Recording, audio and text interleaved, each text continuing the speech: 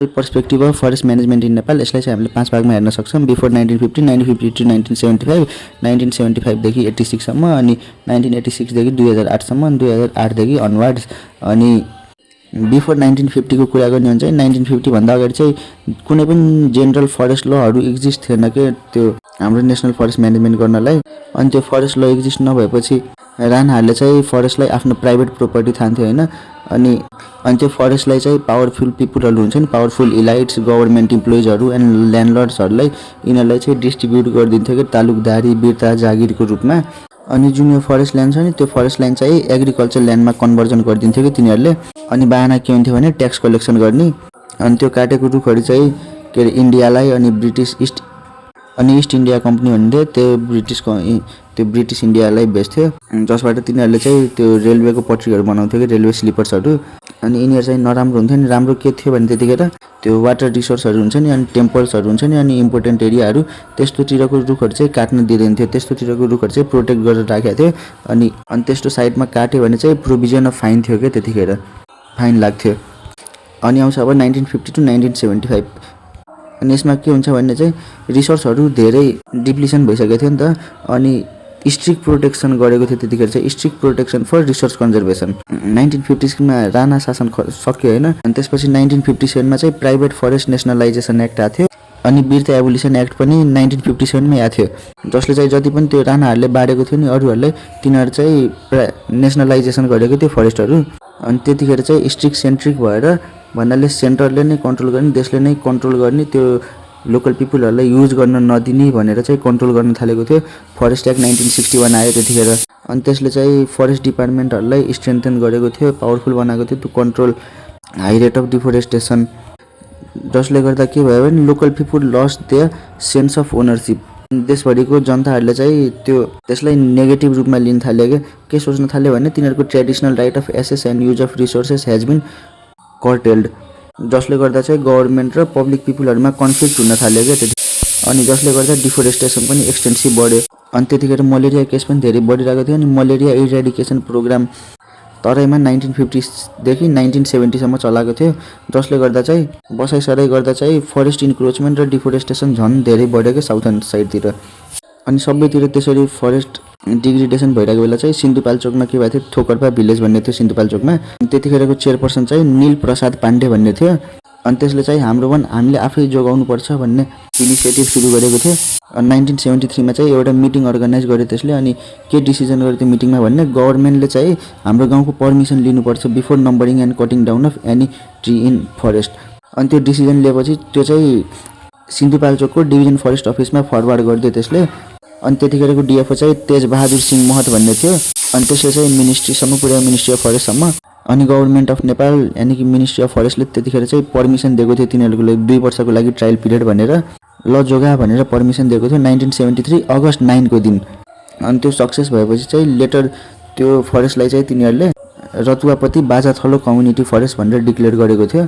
अनि त्यही दिनलाई सम्झेर चाहिँ 2016 देखि अगस्त 9 लाई चाहिँ नेसनल कम्युनिटी फरेस्ट डे भनेर सेलिब्रेट गर्न थालेको हो क्या। अनि त्यतिखेरसम्म चाहिँ गभर्नमेन्टले पनि importance of people participation in management of forest resource चाहिँ रियलाइज गरिसकेको थियो, किनकि it was difficult to protect and manage forest by government alone थियो नि त। अनि त्यसपछि आउँछ 1975 देखि 1986 सम्मको इरा। अनि त्यसमा चाहिँ के भएको थियो भने resource creation for crisis management. अनि 1975 मा के थियो भने इखोलम भन्ने साइन्टिस्ट थियो क्या। अनि त्यसले चाहिँ स्टडी गरेर थ्योरी अफ हिमालयन डिग्रेडेसन भन्ने रिपोर्ट पब्लिस गरेको थियो कि। अनि त्यतिखेर के भयो भने ग्लोबल अटेन्सन भयो टु नेपाल इन्भाइरोमेन्ट क्राइसिसमा। अनि त्यसकै आधारमा वर्ल्ड ब्याङ्कले पनि 1978 मा चाहिँ के प्रोजेक्ट बन्यो भने फरेस्ट अफ नेपाल डिप्लिट विथिन 15 देखि 25 वर्षमा। अनि यसको रेस्पोन्समा चाहिँ नेपालको गभर्नमेन्टले के गर्यो भने लार्ज स्केल एफोरेस्टेसन पोलिसी ल्यायो। अनि जुन चाहिँ सक्सेसफुल हुन सकेन क्या, किनकि real problem of forest user was not addressed by large scale afforestation. अनि त्यसपछि गभर्नमेन्टले चाहिँ के अरे हिल्ली डिस्ट्रिक्टहरूमा हुन्छ नि, नेपालको हिल्ली डिस्ट्रिक्टहरूमा चाहिँ piloted participatory forest management practice to institutionalise participatory forest management. अनि 1975 मै नेसनल फरेस्ट्री कन्फरेन्स भएको थियो कि 1975 मै। अनि त्यसले के रिकग्नाइज गरेको थियो भने need of local people in forest management. अनि त्यसको ठ्याक्कै 1 वर्षपछि 1976 मा national forestry plan 1976 realise people participation अनि त्यो भएपछि के भयो 1978 मा भन्ने panchayat forest and panchayat protection forest rule 1978 आयो। अनि त्यसले चाहिँ के सिफ्ट गर्दै भने forest management from state centric to local government centric. अनि यसले पनि के अरे फरेस्ट युजरहरूको चाहिँ प्रब्लम एड्रेस गर्न सकेन, त्यही भएर यो पनि सक्सेस हुन सकेन। अनि 6 5 इयर प्लान आएको थियो त्यतिखेर, त्यसले पनि इम्फोसाइज गरेको थियो need of community participation in forest management. अनि आउँछ 1986 देखि 2008 सम्म पार्टिसिपेटरी फरेस्ट्री भएको थियो।